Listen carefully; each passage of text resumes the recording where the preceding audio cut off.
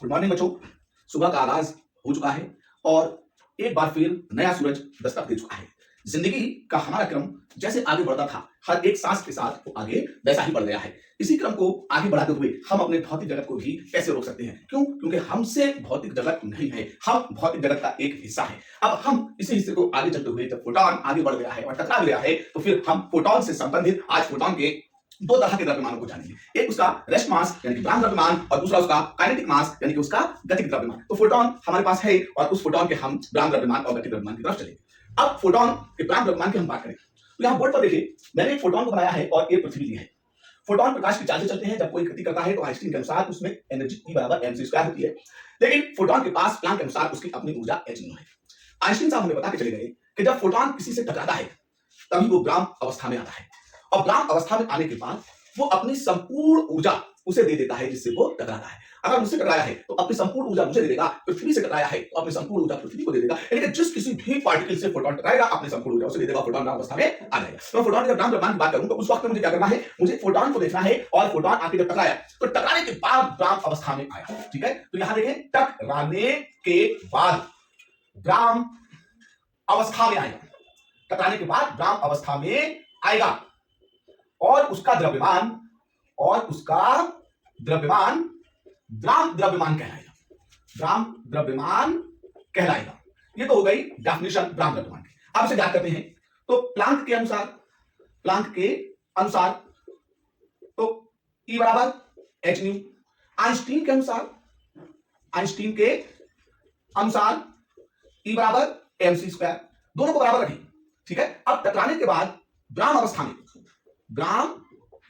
में E बराबर क्या हो गई? 0।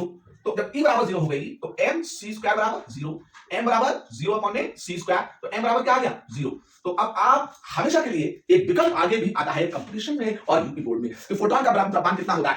0 होता है। फोटॉन का ब्राह्म द्रव्यमान 0 होता है। क्यों होता है? उसकी वजह बिल्कुल साफ स्पष्ट है, क्योंकि फोटॉन जब टकरा जाता है तो अपनी संपूर्ण ऊर्जा उसे दे देता है जिससे वो टकराता है, इसलिए उसके पास उसका ब्राह्म द्रव्यमान 0 बचता है। अब आते हैं हम गतिक द्रव्यमान की तरफ। तो गतिक, जब तक फोटॉन टकराता नहीं है तब तक वो गति की अवस्था में रहता है, यानी कि टकराने से पहले तक की अवस्था गतिक अवस्था है। कौन सी अवस्था है? गतिक अवस्था है। और गतिक अवस्था में द्रव्यमान गतिक द्रव्यमान कहलाता है।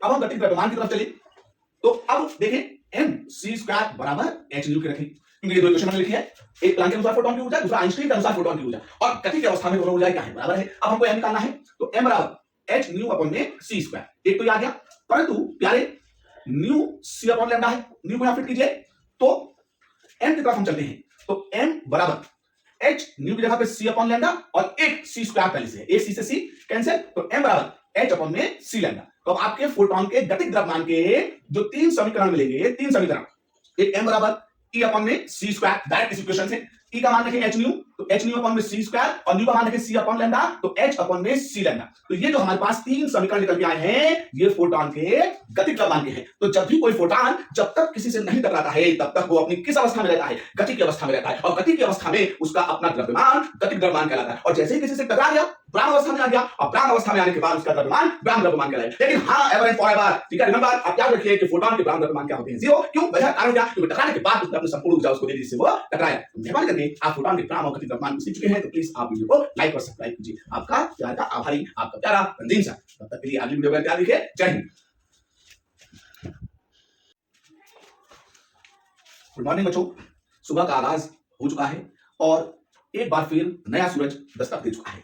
जिंदगी का हमारा क्रम जैसे आगे बढ़ता था, हर एक सांस के साथ वो आगे वैसा ही बढ़ गया है। इसी क्रम को आगे बढ़ाते हुए हम अपने भौतिक जगत को भी कैसे रोक सकते हैं? क्यों? क्योंकि हमसे भौतिक जगत नहीं है, हम भौतिक जगत का एक हिस्सा है। अब हम इसी हिस्से को आगे चलते हुए जब फोटॉन आगे बढ़ गया है और टकरा गया है तो फिर हम फोटॉन से संबंधित आज फोटॉन के दो तरह के द्रव्यमानों को जानेंगे। एक उसका रेस्ट मास यानी कि ब्राह्म द्रव्यमान और दूसरा उसका काइनेटिक मास यानी कि उसका गतिक द्रव्यमान। तो फोटॉन हमारे पास है और उस फोटॉन के हम ब्राह्म द्रव्यमान और गतिक द्रव्यमान की तरफ चलेंगे।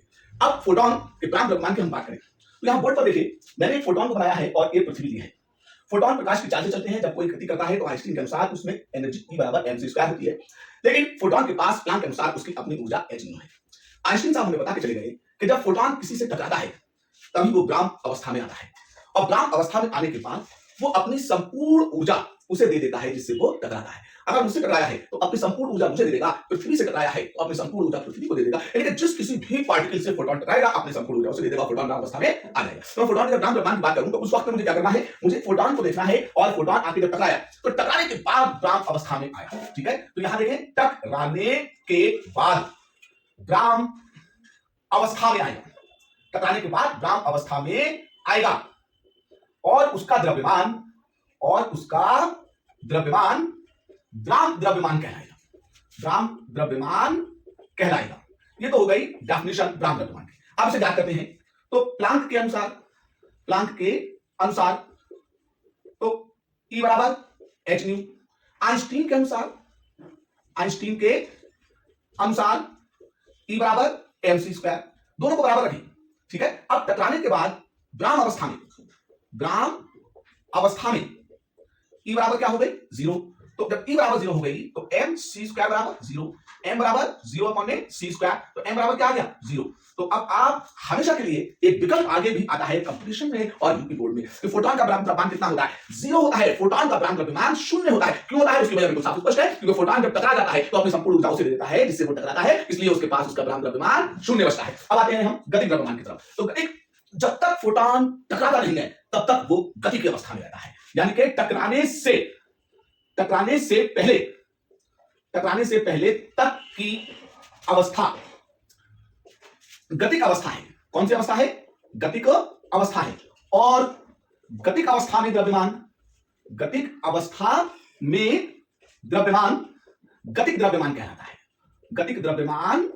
है। अब हम गतिक द्रव्यमान की तरफ चले तो अब देखें mc स्क्वायर बराबर h न्यू के रखें, क्योंकि ये दो इक्वेशन हमने लिखी है, एक प्लांक के अनुसार फोटोन की ऊर्जा, दूसरा आइंस्टीन के अनुसार फोटोन की ऊर्जा, और गति की अवस्था में दोनों ऊर्जाएं क्या है, बराबर है। अब हमको m निकालना है तो m बराबर h न्यू अपॉन में c स्क्वायर, एक तो ये आ गया, परंतु प्यारे न्यू c अपॉन लैम्डा है, न्यू को यहां फिट कीजिए तो m की तरफ हम चलते हैं तो m बराबर h न्यू की जगह पे c अपॉन लैम्डा और एक c स्क्वायर पहले से है, एक c से c कैंसिल, तो m बराबर h अपॉन में c लैम्डा। तो अब आपके फोटोन के गतिक द्रव्यमान के जो 3 समीकरण मिलेंगे, 3 समीकरण, एक m बराबर e अपॉन में c स्क्वायर, डायरेक्ट इस इक्वेशन से e का मान रखें h न्यू तो h न्यू अपॉन में c स्क्वायर और न्यू का मान रखें c अपॉन लैम्डा तो h अपॉन में c लैम्डा। तो ये जो हमारे पास 3 समीकरण निकल के आए हैं ये फोटोन के गतिक द्रव्यमान के हैं। तो जब भी कोई फोटोन जब तक किसी से नहीं टकराता है तब तक वो अपनी किस अवस्था में रहता है, गति की अवस्था में रहता है, और गति की अवस्था में उसका अपना द्रव्यमान गतिक द्रव्यमान कहलाता है। और जैसे ही किसी से टकरा गया ब्राह्म अवस्था में आ गया और ब्राह्म अवस्था में आने के बाद उसका द्रव्यमान ब्राह्म द्रव्यमान कहलाएगा। लेकिन हाँ, एवर एंड फॉरएवर, ठीक है, रिमेंबर, आप याद रखिए कि फोटोन के ब्राह्म द्रव्यमान क्या होते हैं 0। क्यों, वजह कारण क्या, क्योंकि टकराने के बाद उसने अपनी संपूर्ण ऊर्जा उसको दे दी जिससे वो